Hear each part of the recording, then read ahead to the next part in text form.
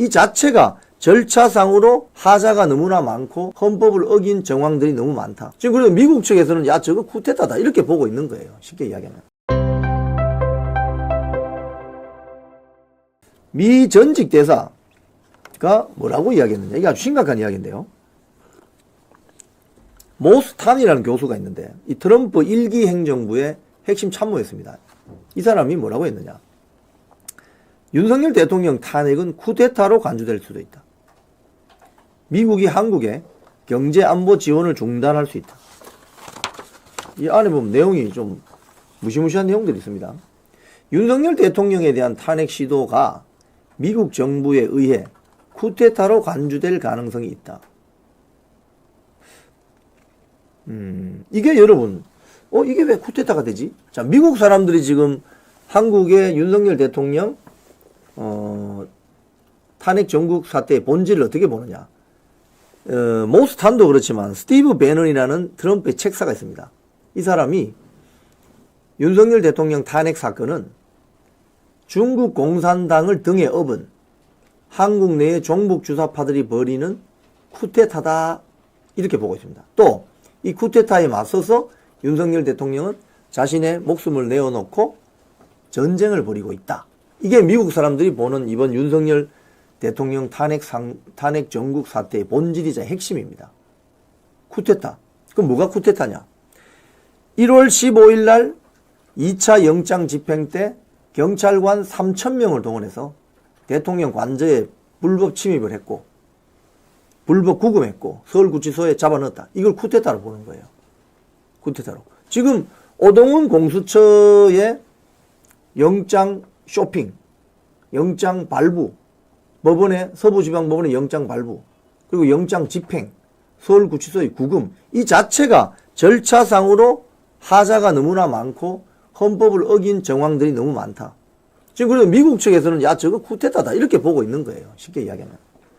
자, 그래서 만약에 윤석열 대통령이 탄핵될 경우 미국 정부가 섹션 7008 제재를 할 수가 있다. 그럼 이 섹션 7008은 뭐냐?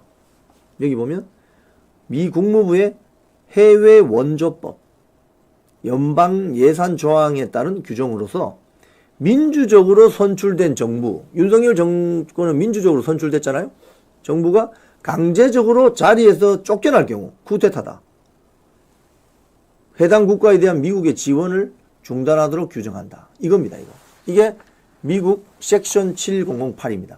이걸 가동하게 되면 만약에 윤석열 대통령이 쫓겨난다. 그럼 이 쿠데타다. 섹션 7008 가동해. 이러버리면 한국에 대한 지원을 모두 중단해버린다. 이 소리입니다. 끔찍한 소리죠. 사실. 지금 사실 뭐 삼성전자만 하더라도 미국 쪽 자본이 많이 들어와 있잖아요. 그러니까 지금 대한민국 좌파들이 정신을 못 차리는 것이 지금 우리가 정말 이렇게 치안이 안전하고 1,500원만 내면 지하철 타고 수도권 전역을 돌아다닐 수 있는 이런 나라를 만들어 놨는데 이걸 지금 박살내고자 하는 게 지금 종북 주사파들이거든요. 곤란하다 아주. 자, 그리고 종북 주사파들이 깜짝 놀랄 만한 또 발언도 합니다. 이 사람이. 중국 공산당이 이미 이재명을 대체할 다른 후보를 고려하고 있다는 보도도 나오고 있다. 이게 무슨 소리죠, 여러분? 이거 정말 이거는 국내의 종북 주사파 또는 민주당 입장이라면 좀 충격적인 이야기죠.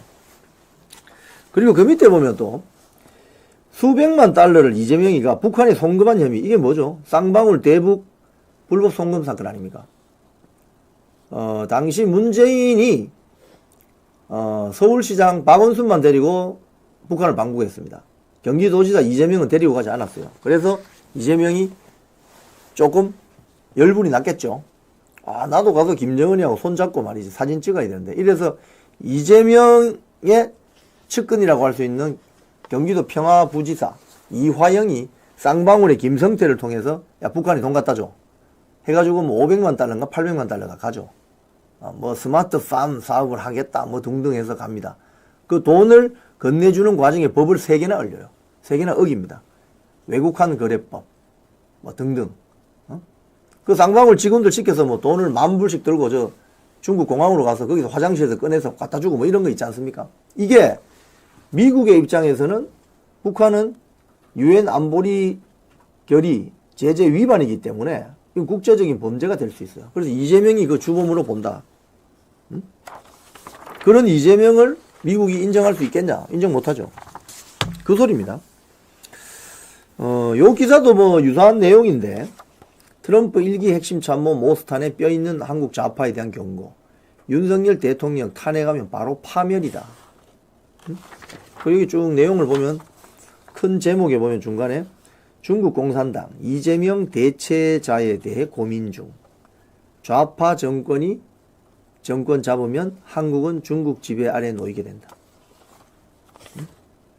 저는 여기서 모스탄 교수의 이 발언을 제가 접하고 생각하는 게 그거예요. 중국 공산당이 그럼 이재명 다음으로 누구를 염두에 둘까? 김동연일까? 김부겸일까? 김경수일까? 김두관일까? 이낙연일까? 아니면 정세균일까? 아니면 뭐 유시민인가? 아니면 김어준인가? 응? 중국 공산당이 염두할 것으로 보이는 인물들은 하나같이 대한민국 체제를 그동안 부정해온 사람들이 많아요. 응?